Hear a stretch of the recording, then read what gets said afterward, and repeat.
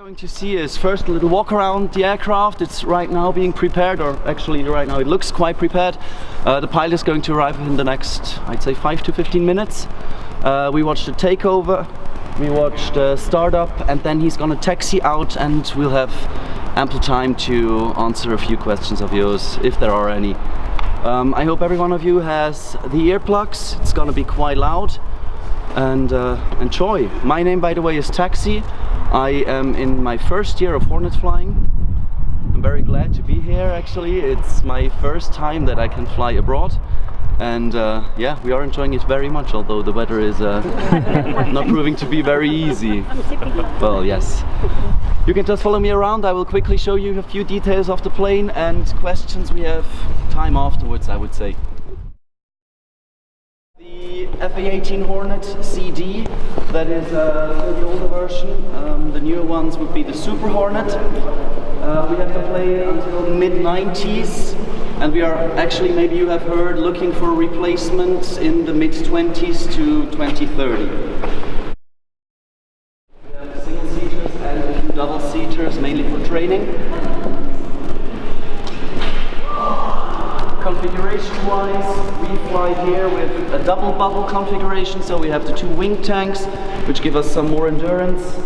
We use those also for the overflights coming here and back, and we just left it in this configuration. At home we usually have the centerline tank, which yeah, is a little more streamlined, I would say. The whole plane is fly-by-wire. We as a pilot have basically no idea which part of the plane is going to move. We just tell it go left, and the plane goes left.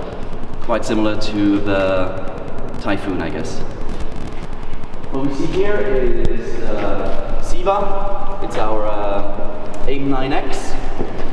Well, basically it's a model of it. The head is fully functional, so it's really, we can work with it. We can couple it to our helmet in the plane. Of course, it's not rocket motor driven, so this is just really just to work with it, to see the operations of what would be possible in a fight in the air. You see again, the plane is around 70 meters long, about 11 meters wide. Compared to our other plane, the Tiger F5 is huge. Compared to the Super Hornet, for example, it looks quite tiny in fact. All the other airplanes we are looking at are around the same size, we would say, except for the Super Hornet. We are looking at the Eurofighter, we are looking at the F-35, the Super Hornet, and the Rafale from France. Yes. We had them all over in Switzerland.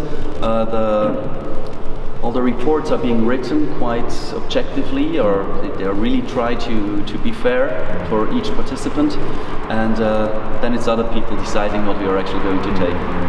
It's always 4 dimensions in flying, and the 4th dimension is politics, so I really don't know which one it is going to be. We've had Raphael's big guns, yeah, and Typhoons obviously here. Yes. So we've had all you know them. Yeah. 2 of them. We have thrust with full afterburner of around 80,000 pounds per engine, of course. The configuration you see here is actually the configuration they would have on a carrier. So we have quite sturdy main landing gear, so this can really take a beating. And we have the hook, which we also use for training from time to time, or of course in case of any emergencies, we can always land with the hook. We have a Gatling gun in the nose of the plane, firing at quite some rate. That is something we still do. Live firings with missiles are quite rare. On one hand it's complicated, on the other hand it's incredibly expensive, of course. And we can't do it in Switzerland, so there we have to work with other nations as well.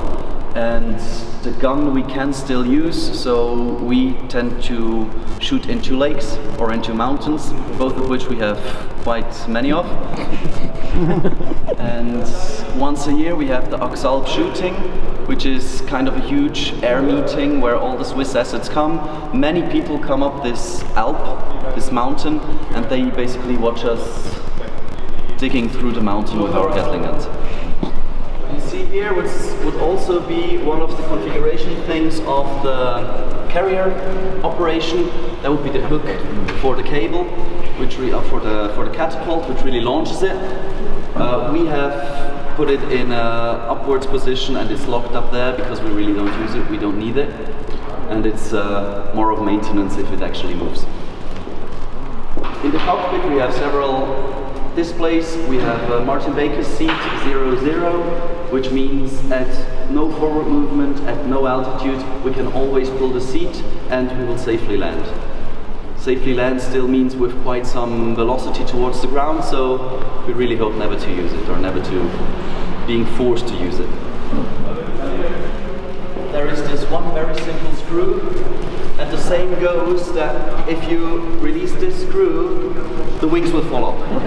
I have never tried, I could not say if that's the truth, but it might very well be. So what we see here is now the pilot taking over the plane.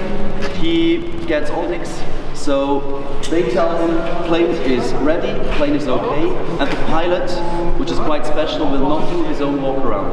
He just takes the plane,